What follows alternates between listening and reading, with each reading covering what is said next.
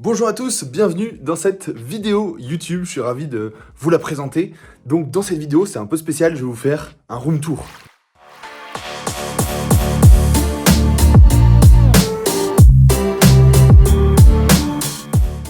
Je vais pas faire le truc d'influenceur, etc. C'est pas du tout l'objectif. L'objectif, c'est simplement de montrer comment j'ai optimisé mon appartement, comment j'ai fait en sorte qu'un 25 mètres carrés à Paris se transforme en une bête de productivité, que tout soit optimisé. Je vais te montrer tous les trucs que j'ai mis en place pour être le plus productif possible. Ok, alors on va commencer par la chambre. Je vais te montrer un peu les trucs que j'ai mis en place pour être tranquille dans ma chambre et pour pouvoir vraiment bien bosser, être à fond. Donc en gros, moi si tu veux, du coup, ce que je te disais, c'est un appartement, une pièce normalement, et j'ai acheté ce truc qui est horrible, c'est absolument monstrueux. Quelle horreur!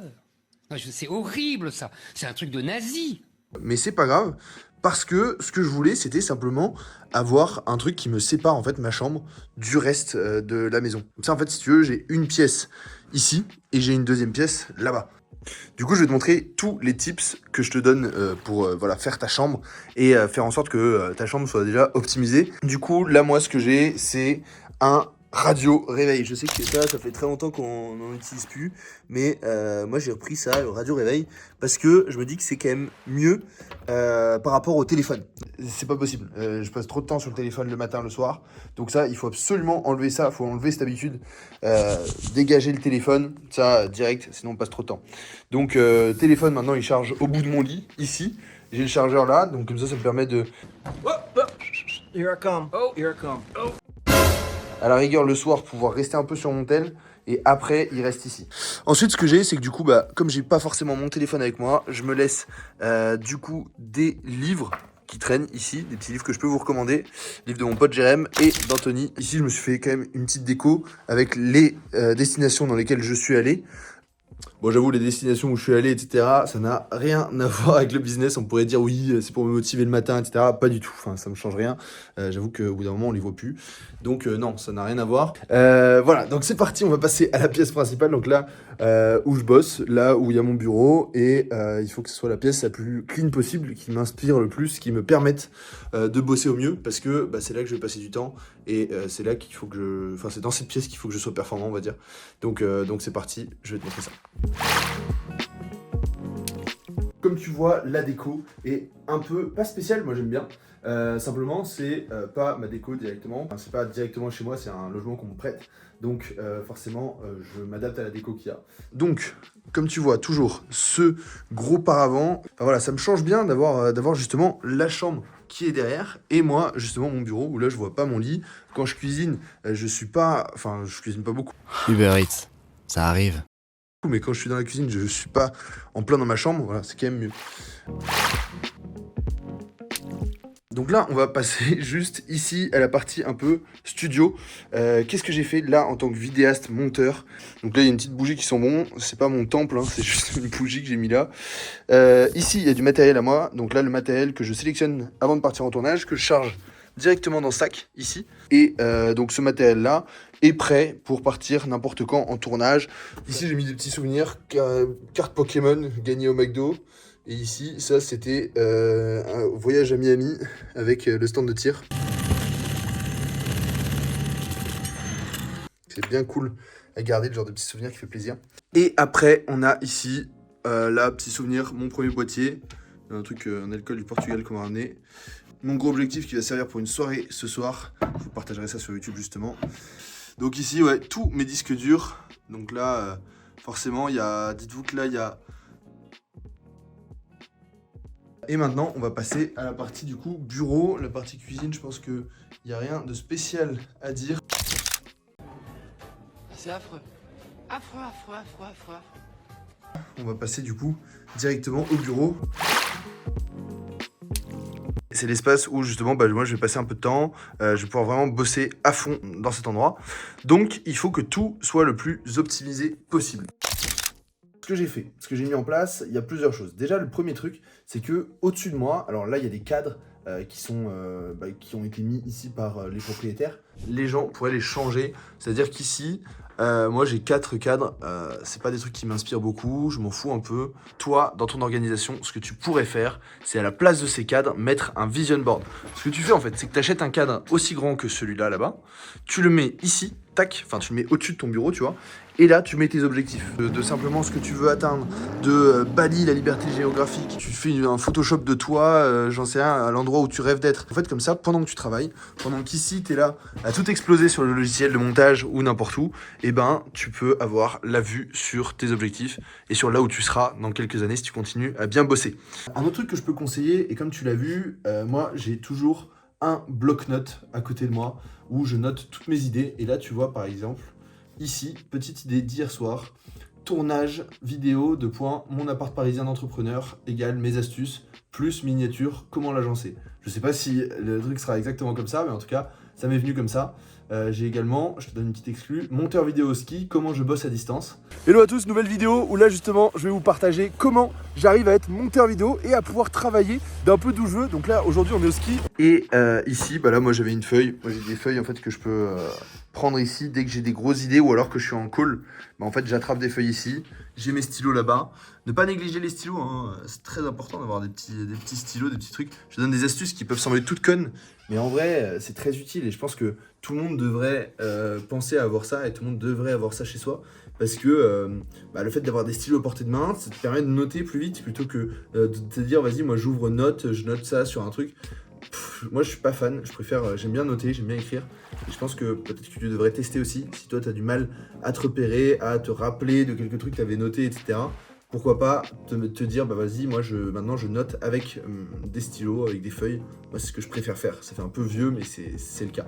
Ici on voit du coup mes merveilleux rangements qui sont absolument horribles, mais qui servent toujours.